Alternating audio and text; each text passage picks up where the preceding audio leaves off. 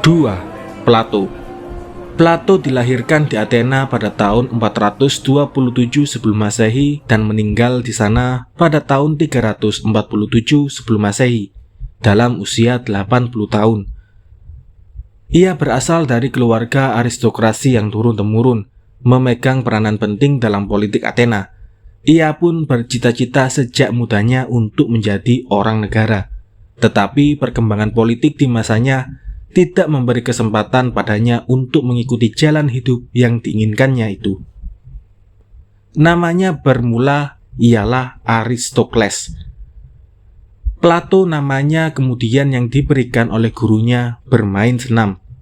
Ia memperoleh nama baru itu berhubung dengan bahunya yang lebar, sepadan dengan badannya yang tinggi dan tegap, raut mukanya, potongan tubuhnya, serta parasnya yang elok bersesuaian benar dengan ciptaan klasik tentang manusia yang cantik. Bagus dan harmoni meliputi seluruh perawakannya. Dalam tubuh yang besar dan sehat itu bersarang pula pikiran yang dalam dan menembus. Pandangan matanya menunjukkan seolah-olah ia mau mengisi dunia yang lahir ini dengan cita-citanya. Pelajaran yang diperolehnya di masa kecilnya, selain dari pelajaran umum, ialah menggambar dan melukis, disambung dengan belajar musik dan puisi. Sebelum dewasa, ia sudah pandai membuat karangan yang bersajak. Sebagaimana biasanya dengan anak orang baik-baik di masa itu, Plato mendapat didikan dari guru-guru filosofi. Pelajaran filosofi mula-mula diperolehnya dari Kratilos. Kratilos dahulunya murid Heraklitos yang mengajarkan semuanya berlalu seperti air. Rupanya ajaran semacam itu tidak dianggap di dalam kalbu anak aristokrat yang terpengaruh oleh tradisi keluarganya. Sejak umur 20 tahun Plato mengikuti pelajaran Sokrates. Pelajaran itulah yang memberi kepuasan baginya. Pengaruh Sokrates makin hari makin mendalam padanya. Ia menjadi murid Sokrates yang setia. Sampai pada akhir hidupnya, Sokrates tetap menjadi pujaannya. Dalam segala karangannya yang selalu berbentuk dialog bersoal jawab, Sokrates didudukkannya sebagai pujangga yang menuntun. Dengan cara begitu, ajaran Plato tergambar keluar melalui mulut Sokrates. Juga setelah pandangan filosofinya sudah jauh menyimpang dan sudah lebih lanjut dari pendapat gurunya, ia terus berbuat begitu. Sokrates digambarkannya sebagai juru bahasa isi hati rakyat di Athena yang tertindas karena kekuasaan yang saling berganti. Kekuasaan demokrasi yang meluap menjadi anarki dan sewenang-wenang, digantikan berturut-turut oleh kekuasaan seorang tiran dan oligarki yang akhirnya membawa Athena lenyap ke bawah kekuasaan asing. Plato mempunyai kedudukan yang istimewa sebagai seorang filosof. Ia pandai menyatukan puisi dan ilmu, seni dan filosofi. Pandangan yang dalam dan abstrak sekalipun dapat dilukiskannya dengan gaya bahasa yang indah. Tidak ada seorang filosof sebelumnya dapat menandinginya dalam hal ini. Juga sesudahnya tak ada.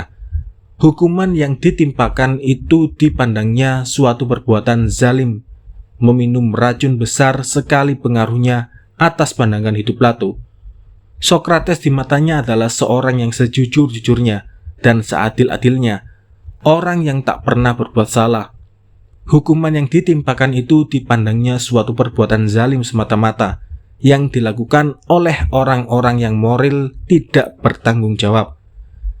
Ia sangat sedih dan menampakkan dirinya seorang anak yang kehilangan bapak. Ia sedih tetapi terpukau karena pendidikan Sokrates yang menolak kesempatan yang diberikan untuk melarikan diri dari penjara. Dengan memperingatkan ajarannya, lebih baik menderita kezaliman daripada berbuat zalim. Tak lama sesudah Sokrates meninggal, Plato pergi ke Athena. Itulah permulaan ia menggembara 12 tahun lamanya, dari tahun 399 sebelum Masehi sampai 387 sebelum Masehi. Mula-mula ia pergi ke Megara. tempat Euclides mengajarkan filosofinya. Beberapa lama ia di sana tidak diketahui betul. Ada cerita yang mengatakan bahwa ia di situ mengarang beberapa dialog yang mengenai berbagai macam pengertian dalam masalah hidup berdasarkan ajaran Sokrates. Dari Megara ia pergi ke Kirena, di mana ia memperdalam pengetahuannya tentang matematik pada seorang guru ilmu itu yang bernama Theodoros. Di sana ia juga mengajarkan filosofi dan mengarang buku-buku. Kemudian ia pergi ke Italia Selatan dan terus ke Sirakusa di Pulau Sisilia, yang pada waktu itu diperintah oleh seorang tiran, sang perkosa yang bernama Dionysios. Dionysios mengajak Plato tinggal di istananya. Ia merasa bangga kalau di antara orang-orang yang mengelilinginya terdapat pujangga dari dunia Greek yang kesohor namanya. Di situ Plato belajar kenal dengan ipar Raja Dionysios yang masih muda bernama Dion, yang akhirnya menjadi sahabat karibnya. Di antara mereka berdua terdapat kata sepakat supaya Plato mempengaruhi Dionysios dengan ajaran filosofinya, agar supaya tercapai suatu perbaikan sosial. Seolah-olah terasa oleh Plato bahwa suatu kesempatan yang baik sudah datang baginya untuk melaksanakan teorinya tentang pemerintahan yang baik dalam praktik. Sudah lama tertanam di dalam kalbunya bahwa kesengsaraan di dunia tidak akan berakhir sebelum filosof menjadi raja atau raja-raja menjadi filosof. Tetapi ajaran Plato yang dititik beratkan kepada pengertian moral dalam segala perbuatan lambat laun menjemukan Dionysios. Dengan tuduhan bahwa Plato berbahaya bagi kerajaannya, Plato disuruhnya tangkap dan dijual sebagai budak. Nasib yang baik bagi Plato. Di pasar budak ia dikenal oleh seorang bekas muridnya, Anikeris, dan ditebusnya. Kemudian peristiwa itu diketahui oleh sahabat-sahabat dan pengikut-pengikut Plato di Athena. Mereka bersama-sama mengumpulkan uang untuk mengganti harga penebus yang dibayar oleh Anikeris. Tetapi dia ini menolak penggantian itu dengan kata-kata, "Bukan tuan-tuan saja yang mempunyai hak untuk memelihara Plato." Akhirnya, uang yang terkumpul itu dipergunakan untuk membeli sebidang tanah yang diserahkan kepada Plato untuk dijadikan lingkungan sekolah tempat ia mengajarkan filosofinya. Di situ didirikan sebuah sekolah dan pondok-pondok yang dihiasi sekitarnya dengan kebun yang indah. Tempat itu diberi nama Akademia. Disitulah Plato sejak berumur 40 tahun pada tahun 387 sebelum Masehi sampai meninggalnya dalam usia 80 tahun mengajarkan filosofinya dan mengarang tulisan-tulisan yang kesohor sepanjang masa. Cara Plato mengajar ialah berjalan-jalan di kebun. Juga dalam mengajar seperti itu ia teruskan sistem dialog, bersoal jawab, seperti yang dikemukakan oleh Sokrates. Kadang-kadang pada sekelompok murid dikemukakannya suatu soal yang akan dipecah bersama-sama dengan bersoal jawab oleh mereka.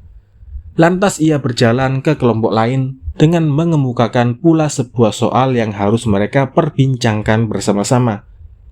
Akhirnya Plato kembali kepada kelompok yang pertama untuk mendengar jawaban mereka atas soal yang diajukan tadi. Demikianlah seterusnya ia berkeliling, memberi uraian dan mengajar filosofi berdasarkan dialog bersoal jawab. Adalah kerja Plato yang terutama di akademia itu. Hanya dalam waktu terluang ia mencurahkan pikirannya pada karangan-karangan tentang berbagai masalah yang ditinggalkannya berupa tulisan. Pada tahun 367 sebelum Masehi, setelah Plato 20 tahun menetap dalam akademia, diterimanya undangan dan desakan dari Dion untuk datang ke Sirakusa. Dionysios yang jahat sudah meninggal. Ia digantikan sebagai raja oleh anaknya dengan nama Dionysios II. Dion berharap supaya Plato dapat mendidik dan mengajarkan kepada raja yang masih muda itu pandangan filosofi tentang kewajiban pemerintah menurut pendapat Plato. tertarik oleh cita-citanya untuk melaksanakan teori pemerintahannya di dalam praktik, Plato berangkat ke Sirakusa. Ia disambut oleh raja dengan gembira, tetapi bagi raja itu filosofi tidak begitu menarik. Dalam pada itu, intrik, fitnah, dan hasutan merajalela dalam istana itu. Akhirnya Dion dibenci oleh raja dan dibuang keluar Sisilia. Segala ikhtiar Plato untuk membelanya tidak berhasil. Dia sendiri dengan bersusah payah baru dapat kembali ke Athena. Tetapi 6 tahun kemudian pada tahun 361 sebelum Masehi, hati Plato terpikat lagi untuk datang ketiga kalinya ke Sirakusa. Raja Dionysios II memandang sebagai suatu kehormatan apabila seorang filosof yang begitu kesohor berada di dalam istananya. Dengan maksud itu diundangnya Plato datang ke Sirakusa.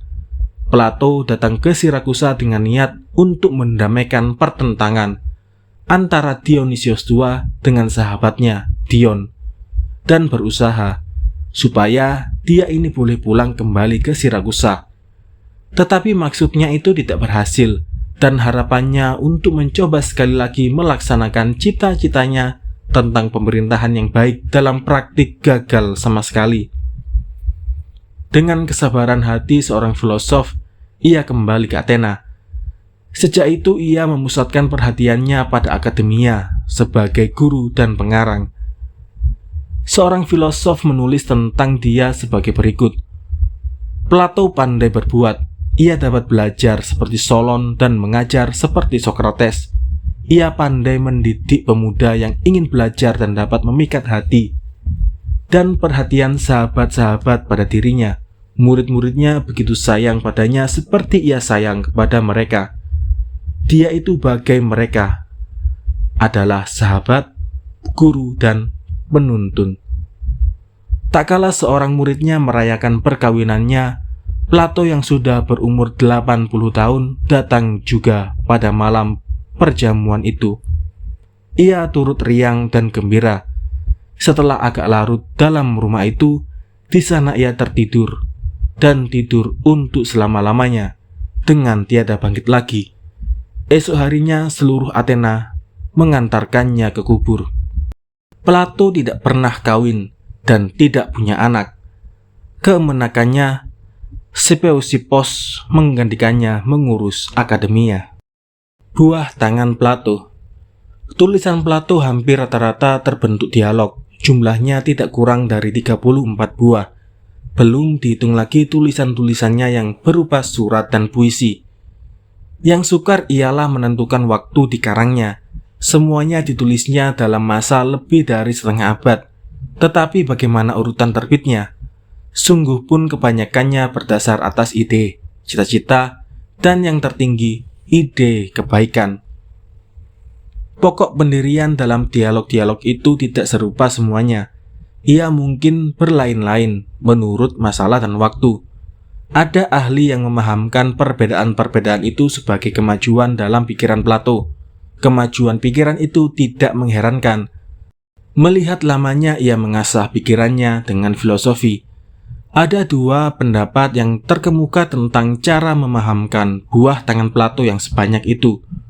Yang pertama, metodik yang dikemukakan oleh Fr. Schleiermacher dalam kata pendahuluan bukunya yang berisikan terjemahan dialog-dialog Plato ke dalam bahasa Jerman 1804 sampai 1810 dan 1828. Yang kedua, cara genetik mengikuti perkembangan yang dikemukakan oleh Carl Friedrich Hermann dalam bukunya tentang sejarah dalam sistem filosofi Plato, terbit pada tahun 1839. Schleiermacher mengatakan bahwa ketegasan kata Plato tidak dapat diketahui dari tulisannya saja. Bagian yang terbesar dari pendapatnya dikemukakannya waktu mengajarkan filosofinya. Suatu kenyataan yang tidak dapat dibantah ialah bahwa ajaran yang dibentangkannya kepada pembacanya sudah dipahamkannya benar-benar. Jadi cara ia mengajarkan itu berdasar atas suatu rencana metodik. Mula-mula disiapkannya pembacanya dengan pengetahuan yang elementer, Kemudian diajaknya pembacanya memikirkan hal-hal itu. Seterusnya dengan jalan dialektik, sampai akhirnya pikirannya matang tentang masalah itu. Dalam tulisan-tulisannya yang konstruktif sekali seperti Dialog, Republik, dan Timaios terdapat pelajaran sepenuhnya tentang masalah yang terakhir. Herman tidak begitu pendapatnya. Ia mengatakan bahwa dari tulisan-tulisan Plato dapat diikuti perkembangan pikirannya sendiri. Ia bermula dengan yang kecil dan maju sampai pada yang besar. Tetapi betapa juga berbeda pendirian tentang menangkap buah pikiran Plato. Tentang menentukan urutan tulisan dialognya, ada persamaan pendapat. Segala yang ditulisnya itu dapat ditempatkan dalam 4 masa. Tiap-tiap masa mempunyai karakteristik sendiri. Pertama, karangan-karangan yang ditulisnya dalam masa mudanya, yaitu waktu Sokrates masih hidup sampai tak lama sesudah ia meninggal. Buku-bukunya yang diduga ditulis dalam masa itu ialah Apologi, Kriton, Ion, Protagoras, Laches, Politeia, Buku 1, Lysis, Charmides, dan Eudipron. Dalam seluruh dialog itu, Plato tetap berpegang pada pendirian gurunya, Sokrates. Dalam buku-buku itu tidak terdapat buah pikiran Plato yang timbul kemudian, yang menjadi corak filosofinya, yaitu ajaran tentang ide. Cita-cita yang sangat dikemukakannya dalam segala tulisannya di masa itu ialah pembentukan pengertian dalam daerah etik. Misalnya soal jawab tentang keberanian dalam Laches, soal jawab tentang keadilan dalam Politeia, buku 1, dengan tiada menempatkan kata keputusan. Dalam tulisannya yang berkepala Protagoras tajam sekali dikemukakan pertentangan ajaran kaum sofis dengan Sokrates. Tujuan daripada uraian dengan bersoal jawab di situ ialah untuk menegaskan pendapat Sokrates bahwa budi itu dapat dipelajari, dan budi itu pokoknya satu. Dari cara ia menguraikan persoalan itu dapat diduga bahwa tulisannya itu dibuatnya sebelum Sokrates meninggal. Kedua, buah tangan yang ditulisnya dalam masa yang terkenal sebagai masa peralihan. Masa itu disebut juga masa Megara, yaitu waktu Plato tinggal sementara di situ. Dialog-dialog yang diduga ditulisnya dalam masa itu ialah Gorgias, Kratilos, Menon, Hippias, dan beberapa lainnya. Persoalan yang diperbincangkan di situ kebanyakan mengenai pertentangan politik dan pandangan hidup, yang dikemukakan dengan kata-kata yang bagus tetapi bersemangat. Pertentangan ajaran kaum sofis dan pendapat Sokrates diuraikan dengan ucapan-ucapan yang lebih tajam. Plato mengecam retorika dengan sehebat-hebatnya, berhubung dengan nihilisme politik dan sosial kaum sofis. Dialog Gorgias terutama dipergunakannya untuk itu. Meluapnya semangat dan tajamnya kata-kata kritik menunjukkan bahwa dialog ini ditulis tak lama sesudah Sokrates meninggal. Dalam masa peralihan itu sudah terbayang perkembangan pikiran Plato keluar garis Sokrates. Pada ajaran Sokrates yang mencari pengertian, disambungkan pendapat filosofi sebelumnya, terutama pendirian Orfisisme dan Pythagoras. Dalam beberapa dialog tergambar pendapat Plato tentang hidup sebelum lahir ke dunia dan tentang jiwa yang hidup selama-lamanya. Di sini terdapat permulaan pikirannya ke jurusan idea, yang kemudian menjadi pusat pandangan filosofinya. Ketiga, buah tangan yang disiapkannya di masa matangnya. Ditulisnya, tulisannya yang terkenal di waktu itu dan kesohor sepanjang masa ialah Phaedros, Symposion, Phaedon, dan Politeia, buku 2X. Ajaran tentang idea menjadi pokok pikiran Plato dan menjadi dasar bagi teori pengetahuan, metafisika, fisika, psikologi, etik, politik, dan estetika. Terutama dalam Phaedros, terang ternyata perkembangan pikiran ini berdasarkan pandangan agama yang terpengaruh oleh ajaran Orfisisme dan Pythagoras. Ia menggambar sifat dan nasib jiwa manusia. Jiwa itu senantiasa melayang antara tempat tinggalnya yang baka di langit dan tubuh-tubuh yang ada di dunia ini. Tarikan untuk bergerak ke alam yang tidak kelihatan itu ialah cinta atau eros yang sebenarnya. Dan itulah intisari daripada filosofi. Penyudahan buku Politeia atau Republik yang mulai dikarangnya di dalam masa mudanya dan yang menjadi tujuan kerjanya yang terutama terjadi dalam masa ini. Dalam buku pertama diperbincangkan apa yang disebut keadilan. Dalam buku-buku sambungannya itu Plato menyudahkan gambaran pendapatnya tentang negara yang ideal.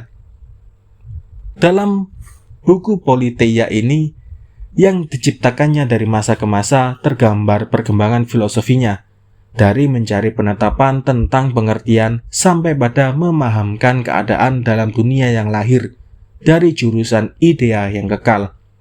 Keempat, buah tangan yang ditulisnya pada hari tuanya.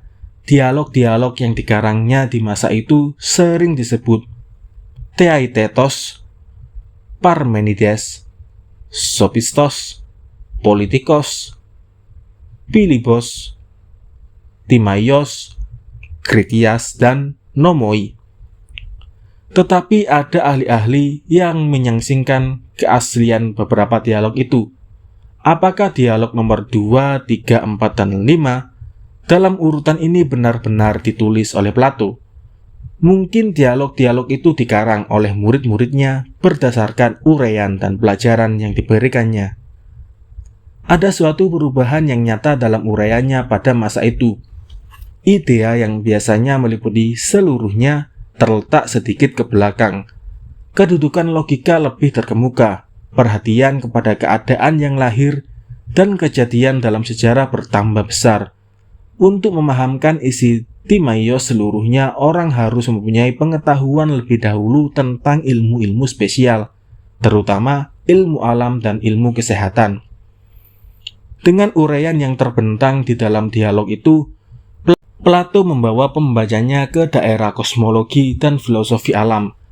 Dialog itu menunjukkan bahwa Plato bukan saja seorang filosof yang menguasai seluruh filosofi Greek sebelumnya, tapi mempelajari juga berbagai ilmu spesial yang diketahui pada masanya.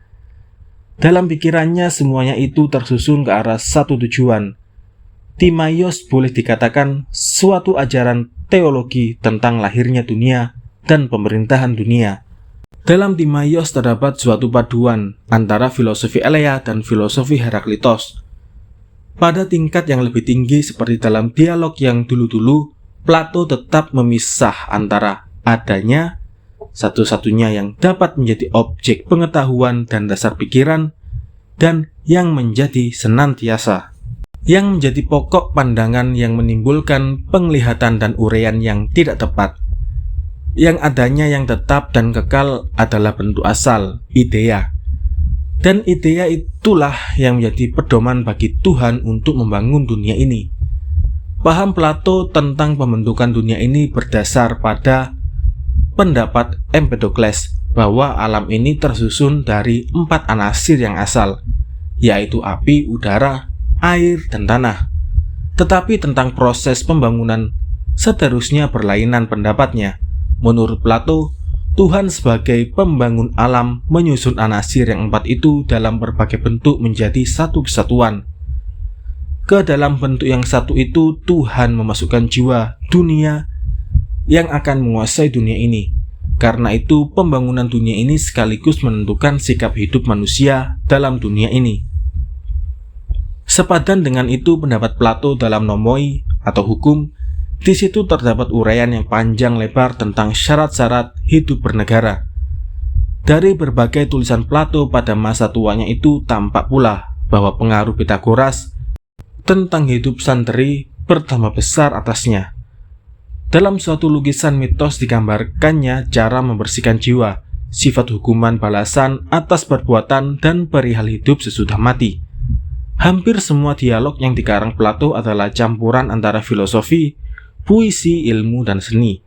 Dan uraiannya yang berupa percakapan dengan bersoal jawab itu dibungainya pula dengan kata-kata sindiran.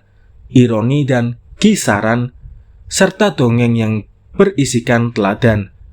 Fakta dan mitos kadang-kadang bercampur dalam lukisan cerita bertukar pikiran. Sebab itu orang tak mudah mengerti apa yang dimaksudnya. Sekalipun gaya katanya indah sekali, hanya ahli-ahli yang kenal kesusastraan Greek lama yang mengetahui tentang keadaan sosial dan pandangan agama di situ pada waktu itu dapat menangkap maksudnya yang sebenarnya. Tetapi tujuan filosofinya terang, dengan pengertian yang dalam tentang bangsa dan masanya Plato mencari dasar baru untuk perbaikan, jauh daripada mencari kesenangan rohani dengan buta memandang ke dunia atas, kata Windelband dicarinya. Dari situ ideal hidup baru untuk mengubah kenyataan yang lama. Dengan keberanian yang luar biasa, ia berjuang menentang yang berkuasa di dunia dan berusaha dengan sepenuh-penuh jiwa dan raga untuk memperbaiki dunia dan menobatkannya. Tentang idea. Dalam ajaran filosofi Plato bertaut segala filosofi Greek yang dibentangkan sebelumnya.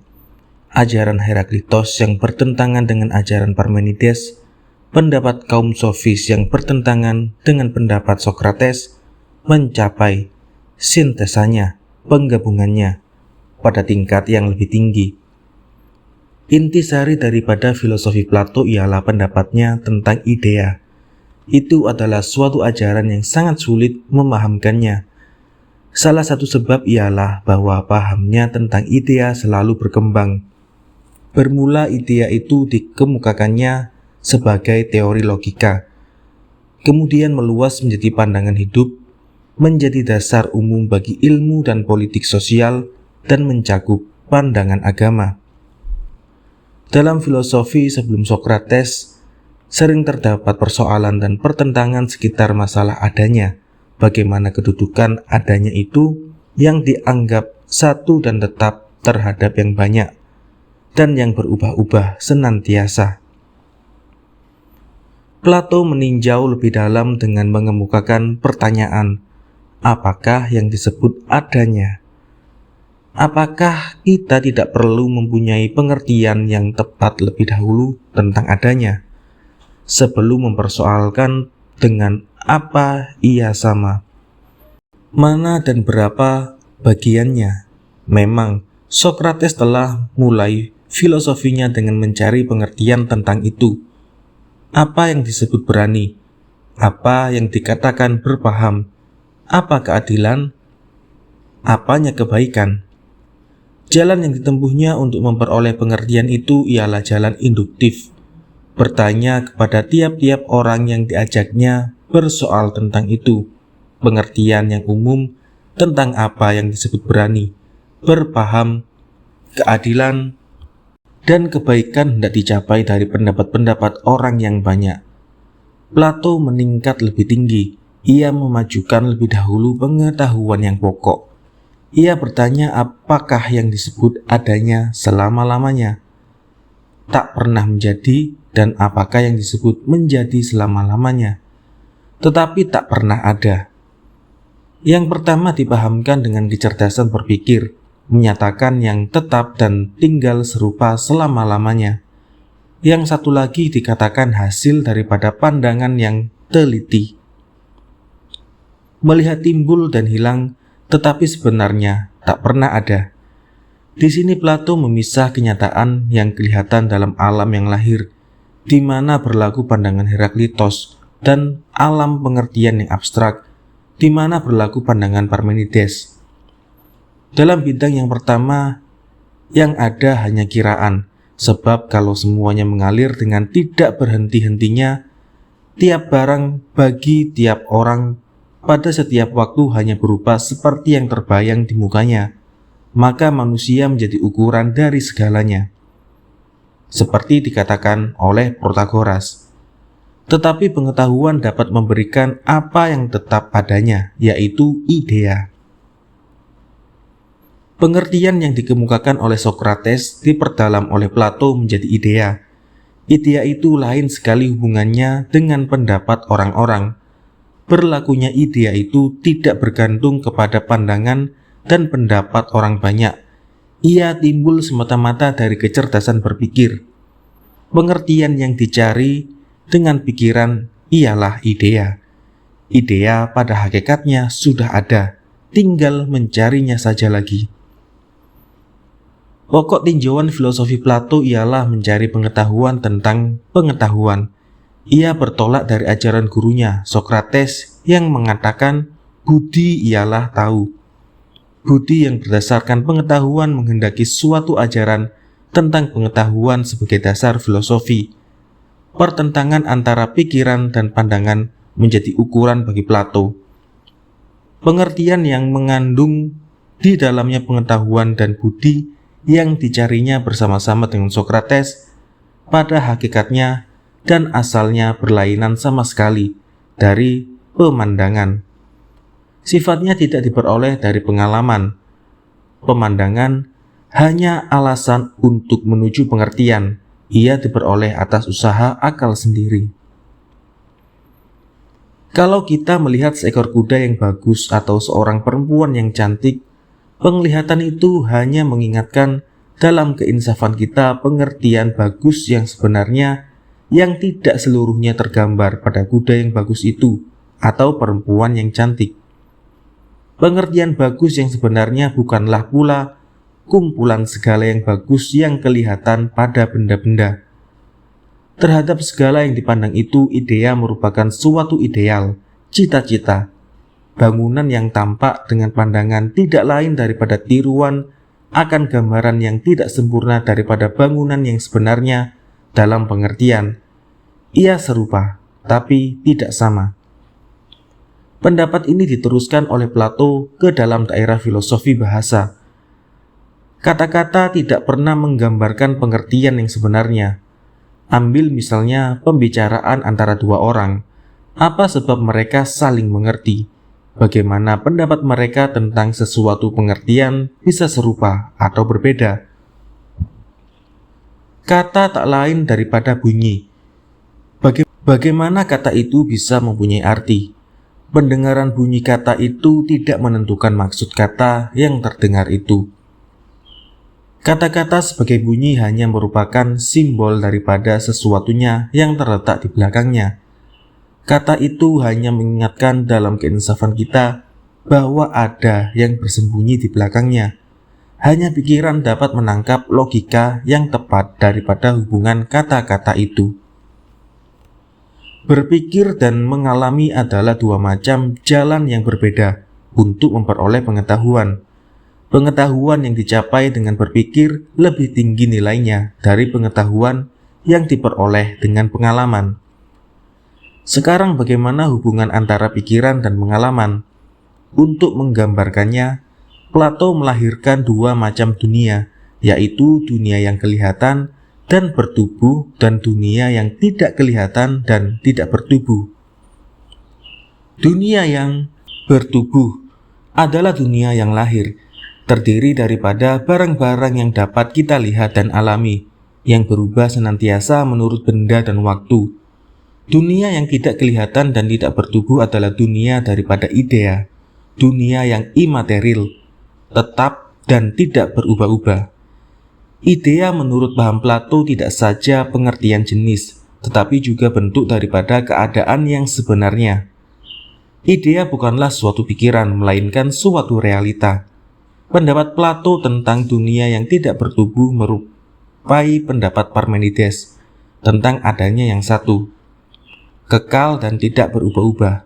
Tetapi yang baru dalam ajaran Plato ialah pendapatnya tentang suatu dunia yang imateril, dunia yang tidak bertubuh. Filosofi Greek sebelum dia tidak mengenal gambaran dunia semacam itu, juga adanya dalam pikiran Parmenides yang mengisi ruang sepenuh-penuhnya sehingga di sebelah adanya tidak ada lagi tempat yang kosong, masih merupakan sesuatu yang bertubuh. Dunia yang bertubuh adalah dunia yang dapat diketahui dengan pandangan dan pengalaman. Dalam dunia itu semuanya bergerak dan berubah senantiasa. Tidak ada yang tetap dan kekal. Dari pandangan dan pengalaman saja tidak akan pernah tercapai pengetahuan pengertian.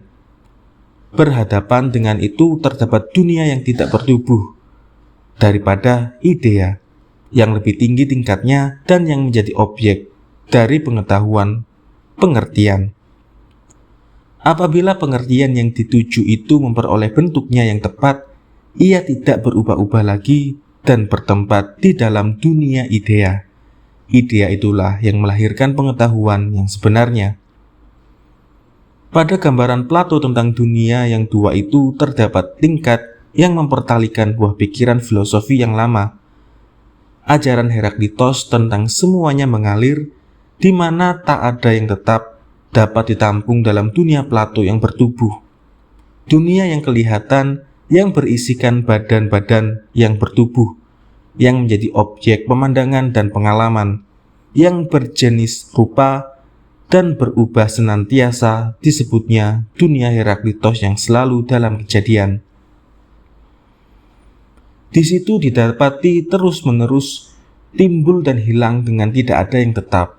Pikiran Parmenides yang bersendi pada adanya yang satu dan tetap, yang meniadakan yang kelihatan banyak dan berubah-ubah, dapat ditempatkan dalam dunia Plato yang tidak bertubuh, dunia idea. Juga pertentangan yang hebat antara kaum sofis dan Sokrates dilahirkan oleh Plato ke dalam dunia yang berada sebelah menyebelah itu.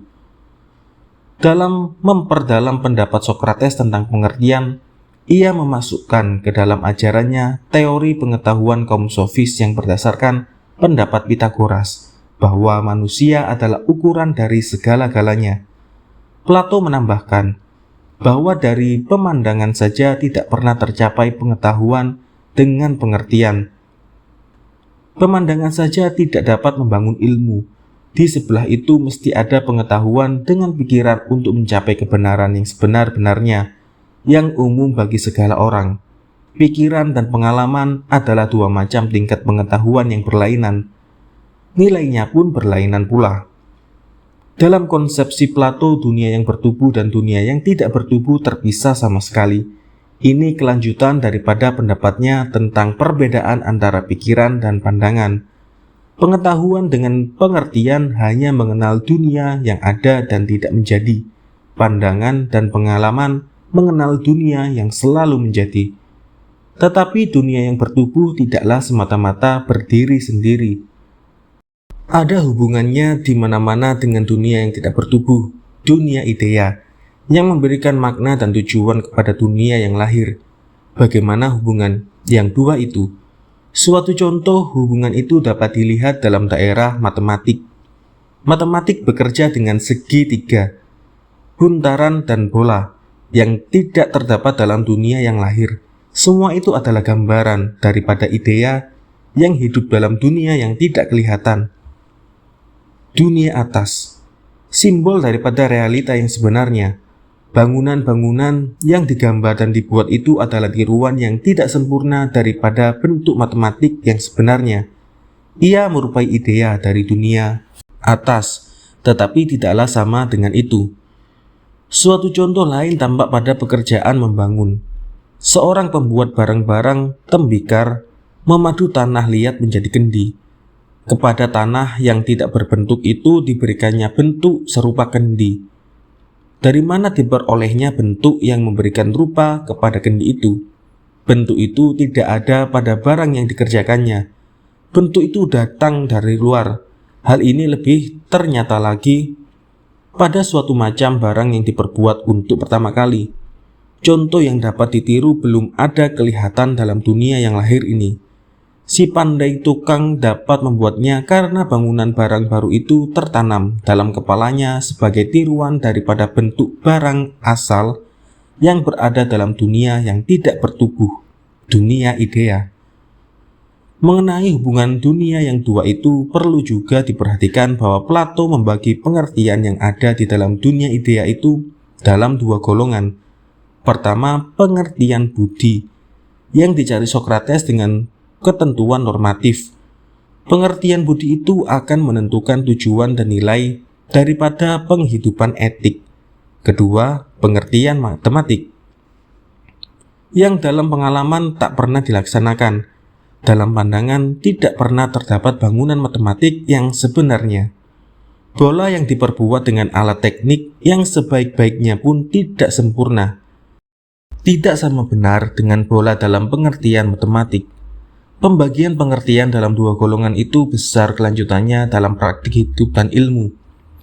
Soal yang pokok yang terbawa oleh konsepsi dunia yang dua itu, dunia yang nyata yang dapat dialami dan dunia nurani yang berisikan idea, ialah hubungan antara barang-barang satu-satunya dengan pengertian umumnya. Jika sekiranya tidak ada idea yang berlaku tetap, dunia yang lahir tidak dapat dipahamkan. Kacau balau rupanya. Semuanya berubah dan berganti, sehingga tak ada kebenaran yang dapat tinggal, dan tidak akan mungkin timbul pengetahuan dan ilmu. Hubungan antara dunia yang nyata dan dunia yang tidak bertubuh pada Plato serupa dengan hubungan menjadi pada Heraklitos dan adanya pada Parmenides. Idea menjadi dasar bagi adanya. Dari dunia atas, idea menguasai kenyataan-kenyataan dalam dunia yang lahir, yang timbul dan lenyap. Sebab itu pengetahuan tentang dunia idea penting sekali dan harus menjadi tujuan bagi pengetahuan yang sebenarnya. Sekarang timbul pertanyaan, bagaimana orang memperoleh pengetahuan tentang dunia itu? Dapatkah idea diketahui sebagai hasil daripada pemandangan seperti yang diutarakan oleh Demokritos?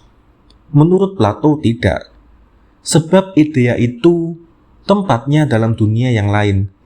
Segala pengetahuan adalah tiruan dari yang sebenarnya, yang timbul dalam jiwa sebagai ingatan kepada dunia yang asal. Di sini jiwa muncul sebagai penghubung antara dunia idea dan dunia yang bertubuh. Karena melihat sesuatunya teringat oleh jiwa gambaran yang asal, yang diketahuinya sebelum ia turun ke dunia. Pandangan hanya alasan untuk ingat kepada idea. Segala pengetahuan dengan pengertian adalah ingatan, kata Plato. Itulah intisari teori pengetahuannya. Dalam masa waktu jiwa belum terikat kepada badan manusia, ia sanggup melihat idea itu dari dekat. Juga jiwa bertempat dalam dunia yang tidak bertubuh, dunia idea. Setelah jiwa jatuh ke dunia yang terikat kepada tubuh, idea itu setiap kali timbul dalam ingatannya. Kalau terpandang barang-barang dalam dunia yang lahir ini teringat olehnya idea sebagai bentuk yang asal daripada barang itu. Segala pengetahuan adalah bentuk daripada ingatan. Mempunyai pengetahuan yang sebenarnya berarti merebut kembali milik yang asli.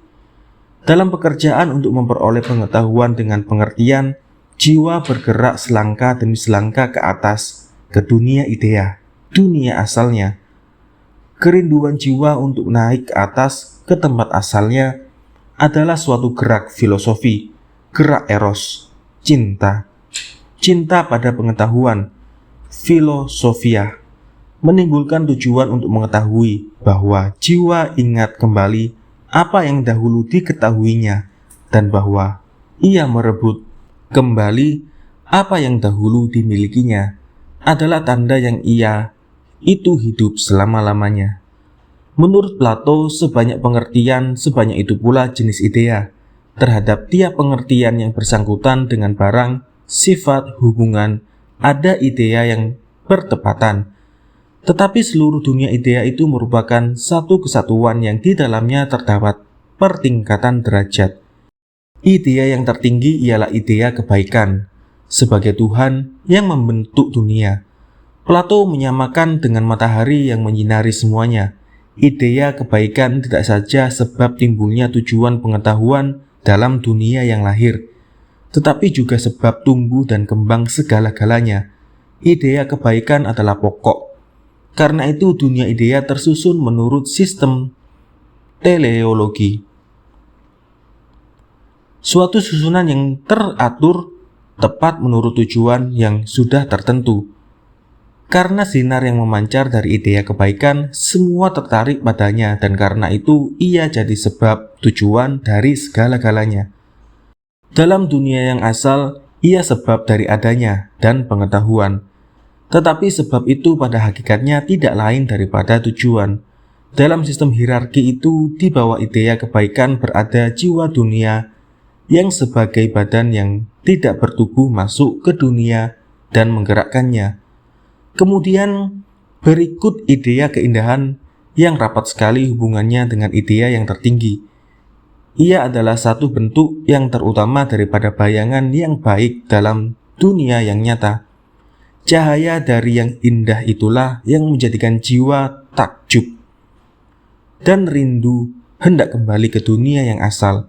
Yang indah menjadi penghubung yang bekerja kuat antara dunia yang tidak kelihatan dan dunia yang lahir.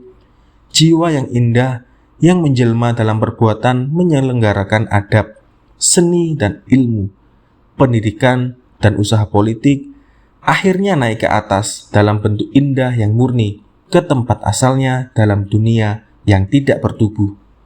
Demikianlah seterusnya tersusun idea berturut-turut dalam urutan yang diliputi oleh kesatuan. Tetapi dalam logikanya susunan dan persangkutan idea itu mengalami kesulitan. Apabila dunia idea sejalan susunannya dengan jenis pengertian, apakah dunia itu berisikan pula bentuk asal dari kejahatan dan keburukan? Plato sendiri sukar keluar dari kesulitan ini. Tentang hubungan benda-benda dengan idea, Plato ada kalanya menyebut ikut serta benda itu daripada idea atau hadirnya idea itu daripada benda-benda. Yang pertama, jika ditinjau dari jurusan barang, dan yang kedua jika ditinjau dari jurusan idea. Tetapi kedua-duanya pengertian itu dalam logikanya bertentangan dengan penerimaan dua dunia yang terpisah sama sekali. Dengan cara sofistik atau metode Zeno, orang dapat menyerang dan meruntuhkan keutuhan filosofi Plato. Tetapi dengan niat yang baik, maksudnya dapat ditangkap. Kesulitan yang sebenarnya terletak pada kekurangan bahasa untuk menggambarkan pengertian hubungan setepat-tepatnya. Dalam ajaran Plato tentang idea, ada satu konsepsi yang ganjil rupanya, tetapi tepat duduknya. Jika ditinjau dari caranya berpikir, antara dunia yang bertubuh dan dunia yang tidak bertubuh dibentangkannya suatu daerah perpisahan yang netral. Daerah itu ialah daerah lukisan matematik.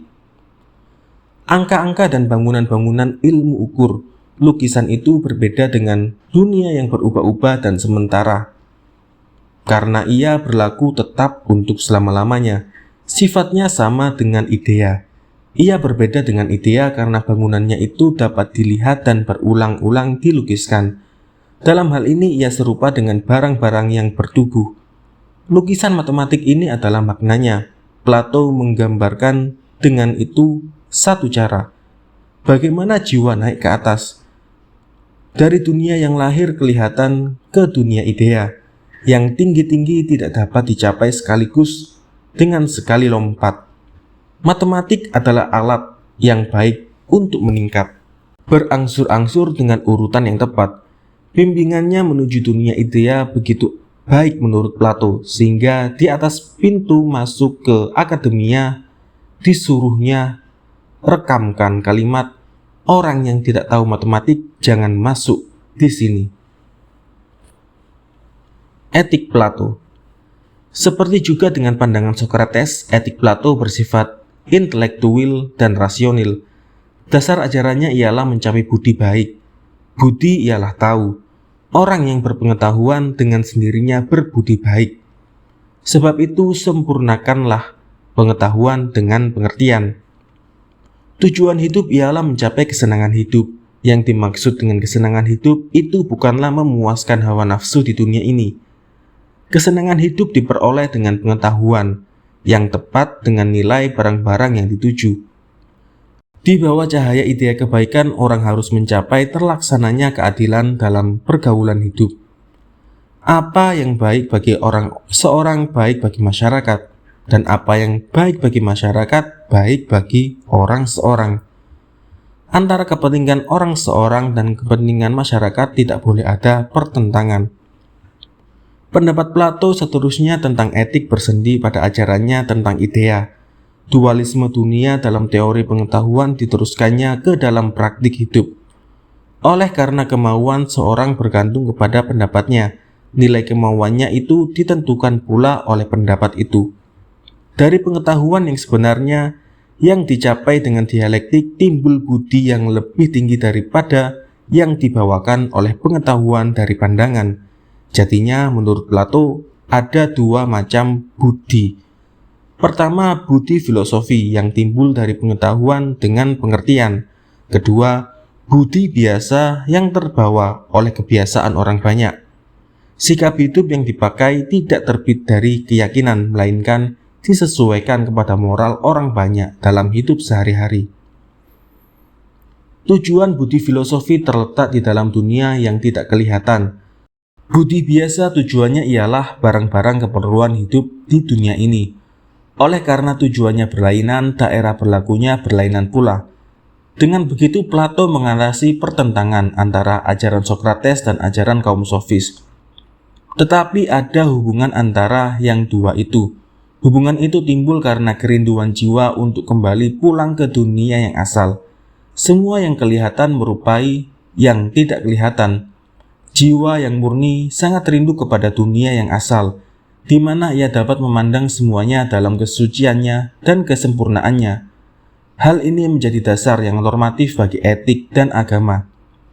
Manusia yang mengetahui yang tinggi-tinggi itu yang disinari oleh idea kebaikan tidak dapat tidak mencintainya. Keinginannya tidak lain daripada naik ke atas. Syarat untuk itu ialah mengasah budi. Budi ialah tahu. Siapa yang tahu akan yang baik tidak dapat lagi menyimpang daripada itu. Siapa yang cinta akan idea menuju kepada yang baik. Siapa yang hidup dalam dunia idea tidak dapat berbuat jahat.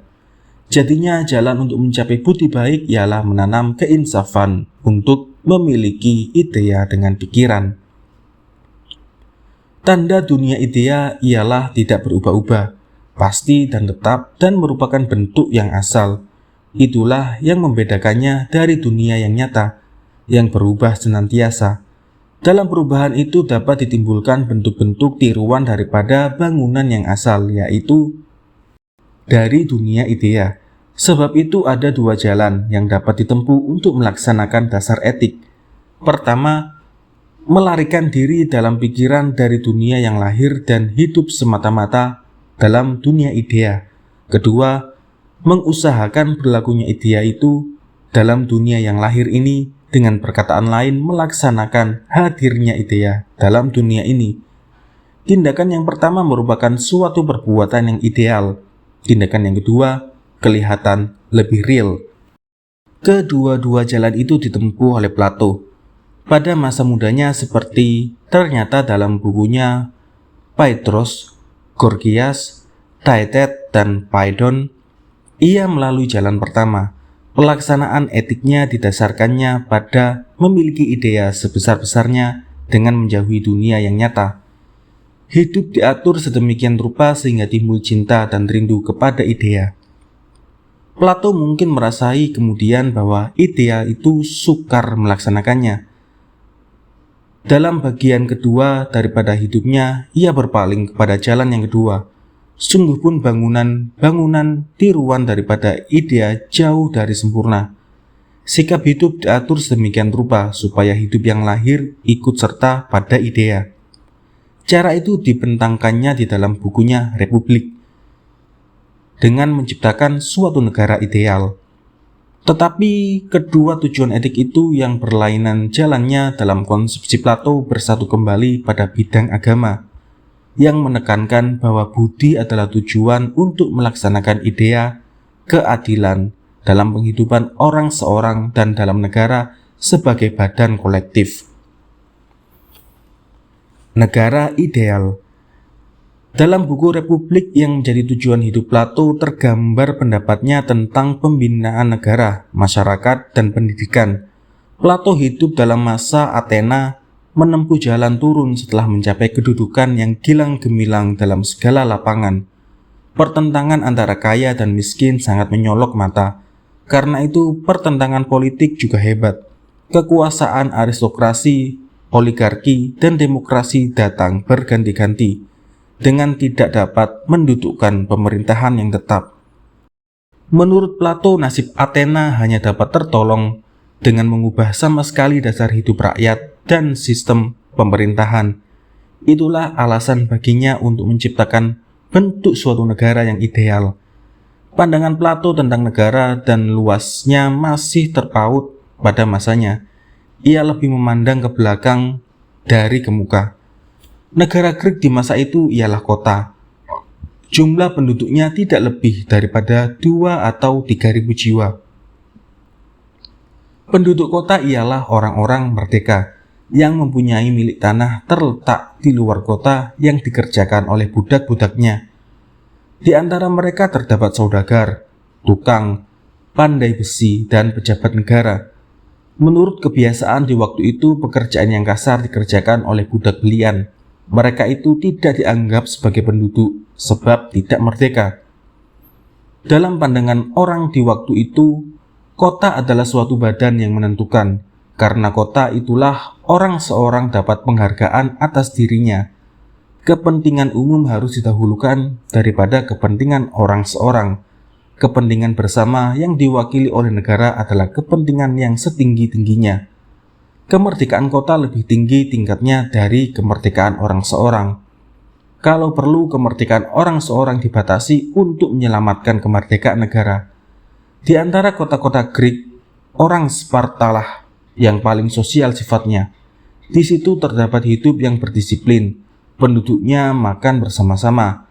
Anak laki-laki dan anak perempuan mendapat pendidikan yang sama. Perkawinan diatur oleh pemerintah. Anak-anak yang lumpuh dan bercacat dibunuh saja. Tugas masing-masing untuk kepentingan kota ditetapkan dengan peraturan. Sparta itulah yang diambil sebagai contoh oleh Plato untuk menggambarkan suatu negara yang ideal. Peraturan yang menjadi dasar untuk mengurus kepentingan umum, kata Plato, tidak boleh diputus oleh kemauan atau pendapat orang seorang atau oleh rakyat seluruhnya, melainkan ditentukan oleh suatu ajaran yang berdasarkan pengetahuan dengan pengertian. Dari ajaran itu datanglah keyakinan bahwa pemerintahan harus dipimpin oleh idea yang tertinggi, yaitu idea kebaikan. Kemauan untuk melaksanakan itu bergantung kepada budi.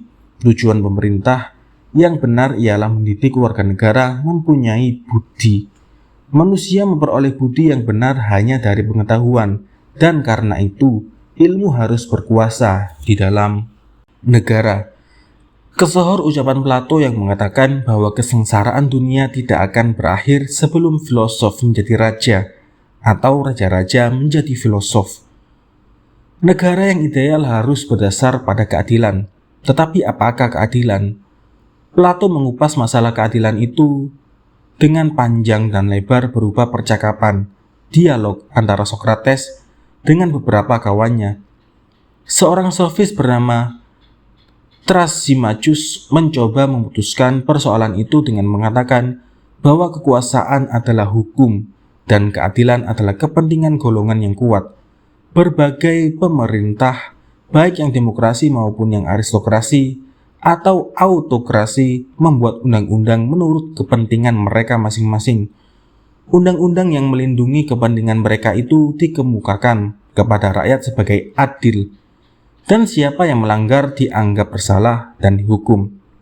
Tetapi kalau muncul seorang yang kuat, ia akan menghapuskan segala peraturan itu. Dia itu yang ingin hidup, membiarkan keinginannya berkembang. Tetapi kalau hawa nafsunya sudah mencapai puncaknya, ia harus mempunyai keberanian dan akal untuk memuaskan segala keinginannya.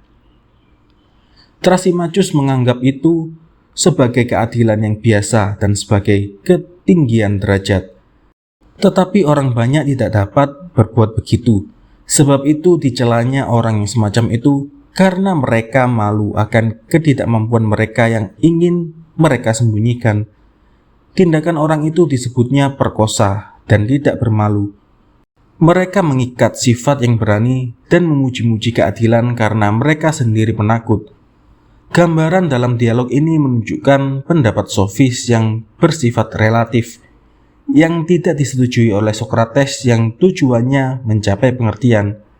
Akhirnya Plato menyebut dalam suatu soal jawab yang lain lagi bahwa keadilan adalah hubungan antara orang-orang yang bergantung kepada suatu organisasi sosial. Sebab itu masalah keadilan itu dapat dipelajari dari struktur masyarakat. Oleh karena struktur masyarakat bergantung kepada kelakuan manusia, maka kelakuan manusia itulah yang harus dipatuhkan dengan pendidikan. Negara menurut Plato adalah manusia dalam ukuran besar. Kita tidak dapat mengharapkan negara jadi baik apabila orang seorang kelakuannya tidak bertambah baik. Keadilan dalam negara hanya tercapai apabila tiap-tiap orang mengerjakan pekerjaan yang teruntuk bagi dia. Keadilan bagi orang seorang terdapat apabila segala bagian daripada jiwanya, baik yang berkuasa maupun yang mengabdi, mengerjakan kerjanya sendiri-sendiri. Pembagian pekerjaan adalah dasar bagi Plato untuk mencapai perbaikan hidup. Berhubung dengan pembagian pekerjaan itu, Plato membagi penduduk negara dalam 3 golongan.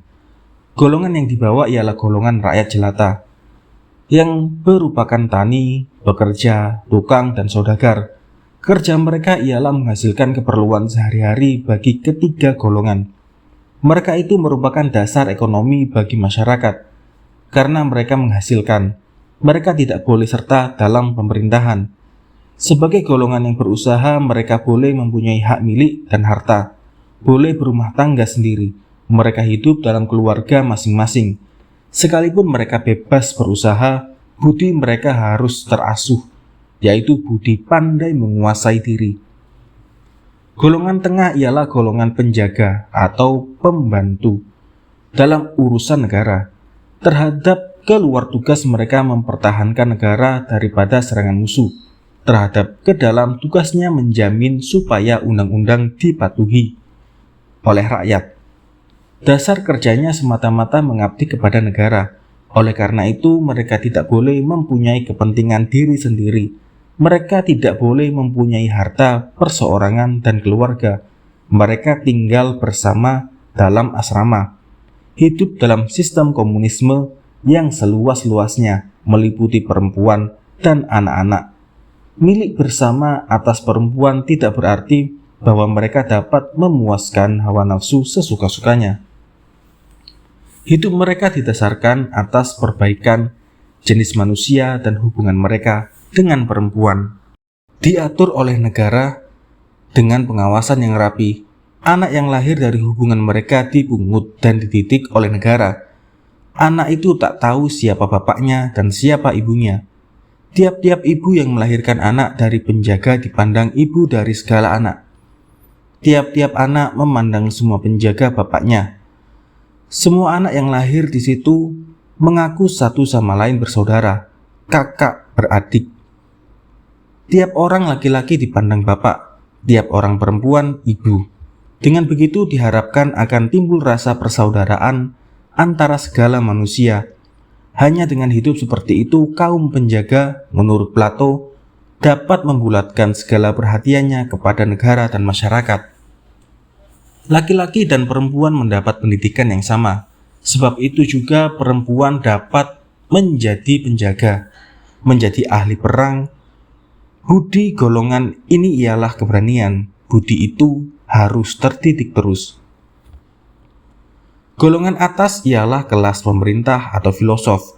Mereka terpilih dari yang paling cakap dan terbaik dari kelas penjaga.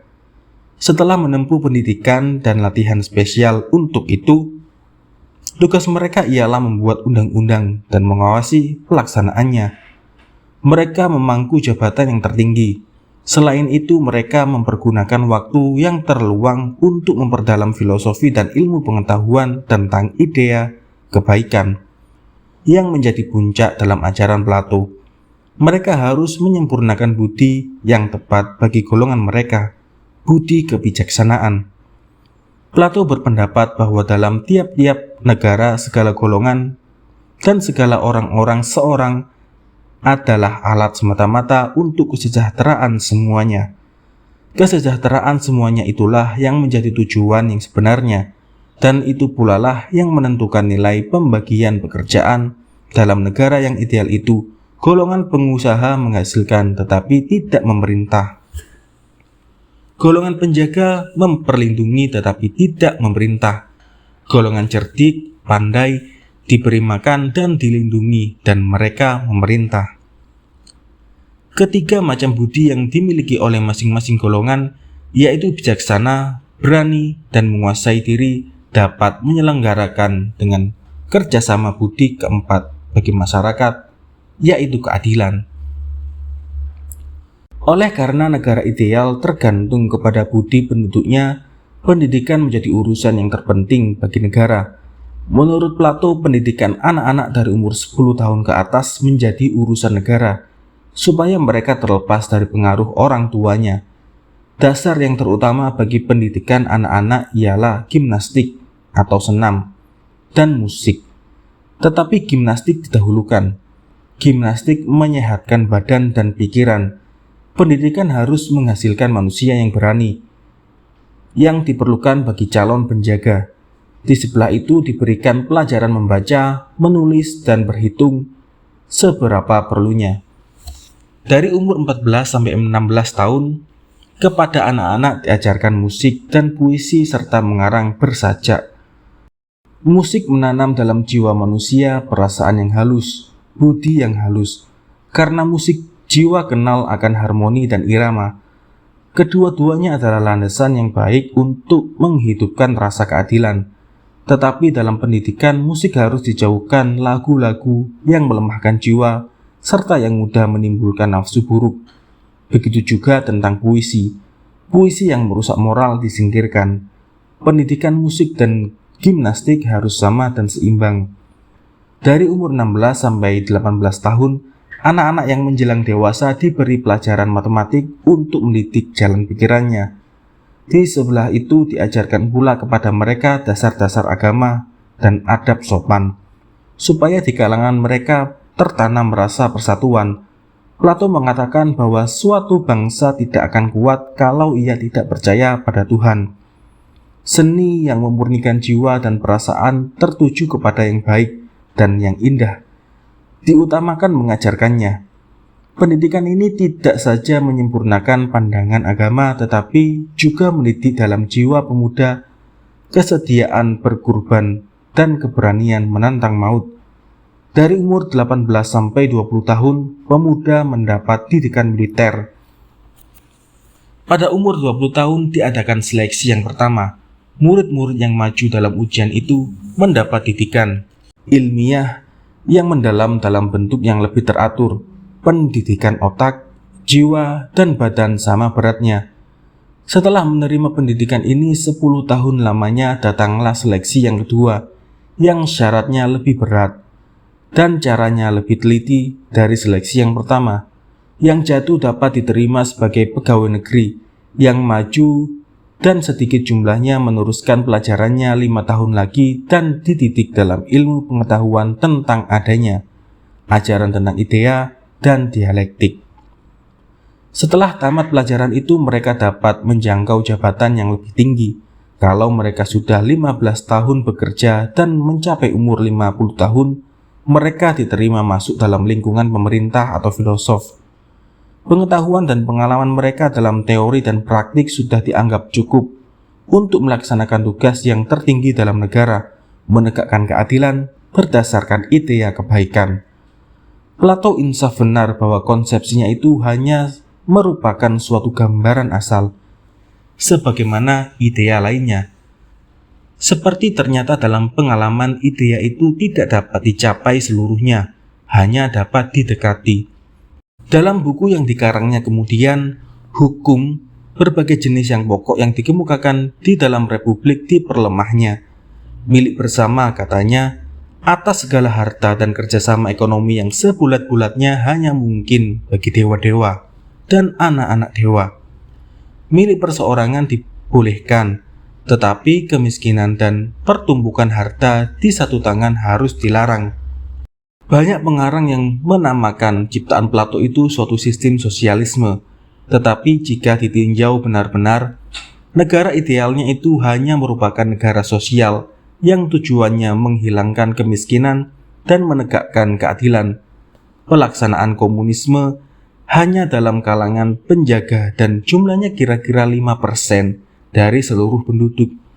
Masyarakat yang bertingkat bukanlah sosialisme.